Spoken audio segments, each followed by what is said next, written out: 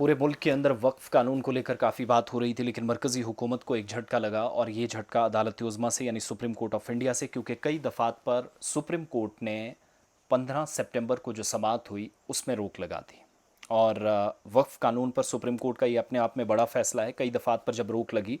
तो पूरे कानून पर रोक से इनकार भी सुप्रीम कोर्ट ने इसी समाअत के दौरान किया। जो जो बातें कही गई मैं सीधा उस पर आऊँगा। वक्फ एक्ट पर सुप्रीम कोर्ट, जिसको सुप्रीम कोर्ट के अंदर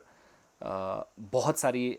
तंजीमों ने, बहुत सारे ग्रुप्स ने इस फैसले को चैलेंज किया और सुप्रीम कोर्ट ने आज इंटरिम ऑर्डर या अबूरी हुक्म सुनाते हुए कहा कि पूरे वक्फ कानून पर रोक नहीं लगाई जा सकती। सुप्रीम कोर्ट ने सिर्फ कुछ दफ़ात पर ही रोक लगाई और अदालत ने कहा कि वक्फ बोर्ड पर 3 से ज़्यादा गैर मुस्लिम रुकन यानी 3 से ज़्यादा मेंबर्स वक्फ बोर्ड से ज़्यादा किसी स्टेट के अंदर नहीं हो सकते जब तक मुमकिन हो बोर्ड का CEO मुस्लिम होना चाहिए। तो ये एक झटका, क्योंकि नॉन मुस्लिम को भी मेंबर ज़्यादा से ज़्यादा बनाने और हेड ऑफ इंस्टीट्यूशन बनाने का भी फैसला था, मनमर्जी थी, लेकिन उस पर झटका लगा। वक्फ एक्ट को लेकर जो मुख्तलिफ अर्जियाँ थी, जो पिटिशंस थी, इसमें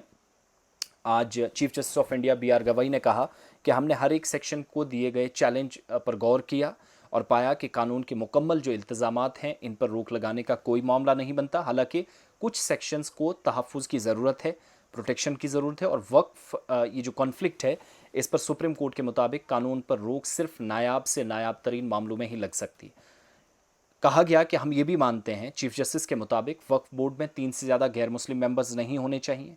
और कुल मिलाकर 4 से ज़्यादा गैर मुल्की रुकन नहीं होने चाहिए। इस मामले पर CJI BR गवई और जस्टिस AG मसीह की बेंच ने फैसला सुना दिया है और चीफ जस्टिस ऑफ इंडिया ने कहा कि हमने बहस सुनी थी कि क्या पूरा तरमीमी कानून पर रोक लगाई जाए या नहीं। साथ साथ चीफ जस्टिस ऑफ इंडिया ने यह साफ किया कि हमने माना कि कयास हमेशा कानून की आईनी हैसियत के हक में होता है और सुप्रीम कोर्ट ने वक्फ तरमीमी कानून 2025 की इस नज़्म पर रोक लगा दी जिसके तहत वक्फ बोर्ड बनाने के लिए किसी शख्स को 5 साल तक इस्लाम का पैरोकार होना ज़रूरी था। अब ये गवर्नमेंट के लिए राहत है कि किसी को भी उठाकर चिपका देंगे अपनी मर्ज़ी से। सुप्रीम कोर्ट ने साथ ये भी कहा कि ये नज़्म तब तक मनसूख रहेगी जब तक ये तय करने के लिए ज़ाब्ता नहीं बन जाता कि कोई शख्स इस्लाम का पैरू है या नहीं, पैरोकारी करता है या नहीं। और सुप्रीम कोर्ट ने वक्फ अमेंडमेंट एक्ट 2025 के तमाम इल्ज़ामात पर रोक लगाने से इनकार करते हुए कहा कि कुछ दफ़ात को महफूज करने की ज़रूरत है। वक्फ एक्ट को चैलेंज करने वाली जो पिटिशंस थी, इनमें एडवोकेट अनस तनवीर थे, जिनने कहा कि पहली बार पाया कि कुछ इल्ज़ामात पर रोक लगाने का पहला नज़र में मामला बनता है और सभी इल्ज़ामात या सारे कवानीन या पूरे लॉ पर ही इस पर जो है वो रोक नहीं लग सकती। वक्फ एक्ट के ख़िलाफ़ सुप्रीम कोर्ट में अर्जियाँ दाखिल करने वालों में ऑल इंडिया इत्तेहादुल मुस्लिमीन के सरबराह असदुद्दीन ओवैसी, हैदराबाद से रुकन पार्लियामेंट है, वो हैं। इसके अलावा आम आदमी पार्टी के अमानतुल्लाह खान, जमीयत उलमा हिंद के सदर अरशद मदनी, केरला जमात उलमाए अंजुम कादरी,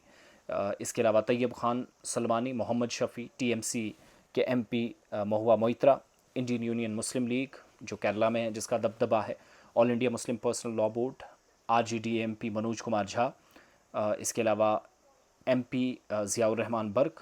भारतीय कम्युनिस्ट पार्टी और DMK, ये तमाम वो हैं। 15 सितंबर की जो कॉज लिस्ट है उसके मुताबिक अदालत में इस मामले को जो बात है वो